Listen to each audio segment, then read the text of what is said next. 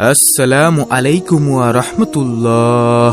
প্রিয় দর্শক, আয়াতুল কুরসির কথা আপনারা নিশ্চয়ই শুনেছেন। আয়াতুল কুরসির এমন 4টি আমলের কথা আজকের ভিডিওতে আলোচনা করব, যে 4টি আমল যদি আপনি দৈনন্দিন জীবনে করতে পারেন, ইনশাআল্লাহ মৃত্যুর পরবর্তী জিন্দেগিটা সুখময় হয়ে যাবে ইনশাআল্লাহ, এবং পরকালের জিন্দেগিতে আল্লাহ রাব্বুল আলামিন আপনাকে অবশ্যই জান্নাত দান করবেন ইনশাআল্লাহ।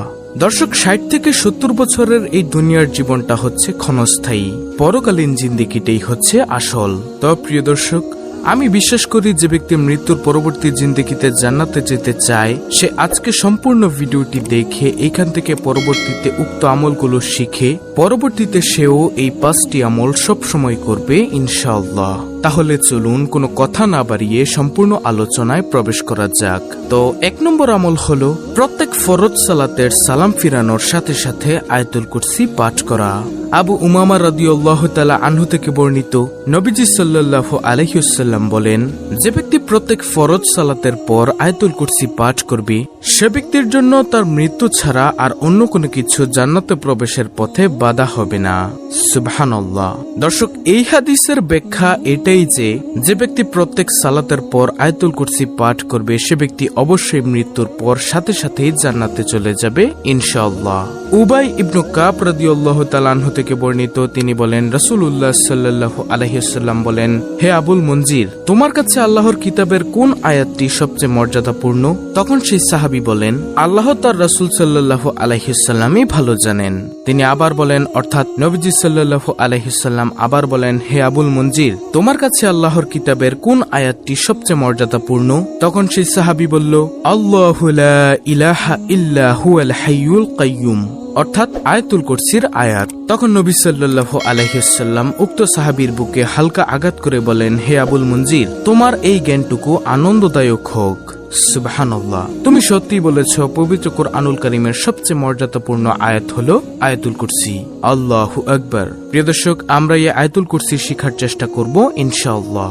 আবু হুরায়রা রাদিয়াল্লাহু তাআলা আনহু থেকে বর্ণিত, তিনি বলেন, রাসূল সাল্লাল্লাহু আলাইহি ওয়াসাল্লাম বলেছেন, প্রতিটি বস্তুরই উঁচু চূড়া আছে, আর পবিত্র কুরআনুল কারীমের উঁচু চূড়া হলো সূরা আল বাকারা। এতে এমন একটি আয়াত আছে যা কুরআনুল কারীমের একেবারে শ্রেষ্ঠ একটি আয়াত, আর আয়াতুল কুরসি হলো সূরা বাকারার 255 নং আয়াত। প্রিয় দর্শক, এই আয়াতুল কুরসি যদি আপনি না পারেন, তাহলে আপনার চেয়ে হতভাগা এই পৃথিবীতে আর কেউ নেই। আজকের ভিডিও থেকে আমরা অবশ্যই আয়াতুল কুরসির এই আয়াতটি শেখার চেষ্টা করব এবং এই 4টি আমলকেও শেখার চেষ্টা করব ইনশাআল্লাহ। তারপরে 2 নম্বর আমল হলো আবু লায়লা রাদিয়াল্লাহু তাআলা আনহু থেকে বর্ণিত, তিনি বলেন, আমি নবী সাল্লাল্লাহু আলাইহি ওয়াসাল্লামের নিকট বসে থাকা অবস্থায় এক বেদুইন তার কাছে এসে বলল, আমার এক অসুস্থ ভাই আছে। তিনি বলেন, তোমার ভাই কি রোগে আক্রান্ত? সে লোকটি বলল, কোনো কিছুর কুপ্রভাব। তিনি বলেন, অর্থাৎ নবীজি বলেন, তুমি যাও এবং তাকে আমার কাছে নিয়ে আসো। তখন সে গিয়ে তার ভাইকে নিয়ে এলে তিনি তাকে নিজের সামনে বসান, অর্থাৎ নবীজি সাল্লাল্লাহু আলাইহি ওয়াসাল্লাম তাকে নিজের সামনে বসান।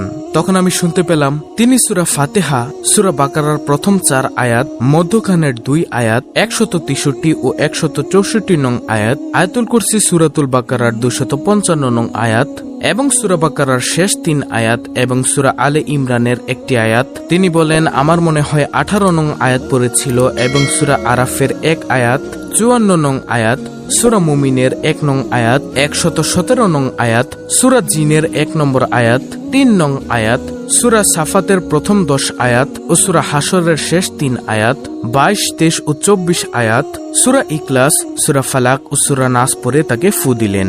তাতে বেদুইন এমন ভাবে সুস্থ হয়ে দাঁড়ালো যে তার আর কোনো রোগই অবশিষ্ট নেই। সুনানে ইবনে মাজাহ শরীফের হাদিস। প্রিয় দর্শক, আপনাদের মধ্যেও যদি কারো শরীরে কোনো কিছুর কুপ্রভাব থেকে থাকে, তাহলে উক্ত আমলটি করবেন ইনশাআল্লাহ। আল্লাহ তাআলা আপনাকে অবশ্যই এর উত্তম যাজাখায়ের কল্যাণ দান করবেন।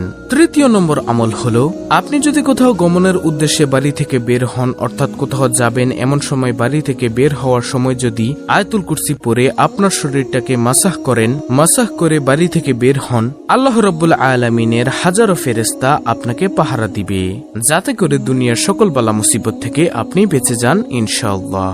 আল্লাহু আকবার। তারপরে চতুর্থ নম্বর আমল হলো আয়াতুল কুরসি পড়ে ঘুমিয়ে যাবার আমল। নবীজি সাল্লাল্লাহু আলাইহি ওয়াসাল্লাম তার সাহাবী আবু হুরায়রা রাদিয়াল্লাহু তাআলা আনহুকে কাজ দিলেন যে সদগার মাল পাহারা দেওয়ার জন্য। তখন সেই সাহাবী আবু হুরায়রা রাদিয়াল্লাহু তাআলা আনহু সেই মালগুলো পাহারা দিচ্ছেন। এমন সময় তিনি দেখলেন একজন লোক চুপি চুপি এসে সেখান থেকে খেজুর অথবা অন্য কিছু চুরি করে নিয়ে যাচ্ছেন। তখন আবু হুরায়রা রাদিয়াল্লাহু তাআলা আনহু সেই চোরের হাত ধরে বলল, আমি তোমাকে নবীজির দরবারে নিয়ে যাব, তোমার বিচার করা হবে। তখন ওই চোর কান্না করা শুরু করলো। সে অভাবের কথা বলল যে আমার ঘরে অনেক অভাব, তুমি আমাকে ছেড়ে দাও, আমি আর জীবনেও চুরি করব না। নবীজির সাহাবীদের তো ছিল অনেক মায়া। নবীজির সাহাবী আবু হুরায়রা রাদিয়াল্লাহু তাআলা আনহু সেই চোরকে মায়া করে ছেড়ে দিলেন। নবীজি সাল্লাল্লাহু আলাইহি ওয়াসাল্লামের দরবারে পরের দিন যাওয়ার পর নবীজি তাকে জিজ্ঞাসা করলো, ও আবু হুরায়রা, গতকাল রাতে তোমার কাছে একজন চোর গিয়েছিল, তুমি তাকে কি করেছো? নবীজির সাহাবী বলল, হে নবী, আমার অত্যন্ত মায়া হয়েছিল তার প্রতি, কারণ সে অভাবের কথা বলেছে, কান্না করে দিয়েছে, তাই আমি তাকে ছেড়ে দিয়েছি। নবীজি বললেন, সে মিথ্যা বলেছে, দেখবে সে আবার আসবে। পরের দিন সেই সাহাবী আবার পাহারা দিচ্ছে। এমন সময় দেখলো আবার সেই চোর আসলো। তখন নবীজির কথা মতোই সেই চোরকে নবীজির সাহাবী ধরে ফেললো, বলল, আর আমি তোমাকে ছাড়বো না, কারণ তুমি ওয়াদা ভঙ্গ করেছ, তোমাকে আমি নবীজির দরবারে নিয়ে যাব। তখন সেই চোর বলল, আমি আর জীবনেও আসবো না, আপনি আমাকে ছেড়ে দিন। আমি বললাম তো আমি আর জীবনেও আসবো না। আরে ভাই, আমার অনেক অভাব, এজন্যই আমার আসতে হয়। তখন নবীজির সাহাবী তাকে আবার ছেড়ে দিলেন। পরের দিন নবীজির দরবারে গেলে নবীজি জিজ্ঞাসা করলেন, ও আবু হুরায়রা, তুমি গত রাতের চোরকে কি করেছ? তখন নবীজির সাহাবী বলল, আমি তাকে আবারও ছেড়ে দিয়েছি, সে অভাবের কথা বলেছে, তাই মায়া হয়েছে, আমি তাকে ধরে রাখতে পারিনি, মায়ার কারণে আমি তাকে ছেড়ে দিয়েছি। নবীজি সাল্লাল্লাহু আলাইহি ওয়াসাল্লাম বলেন, ও আবু হুরায়রা, সে আজকে রাতে আবার আসবে।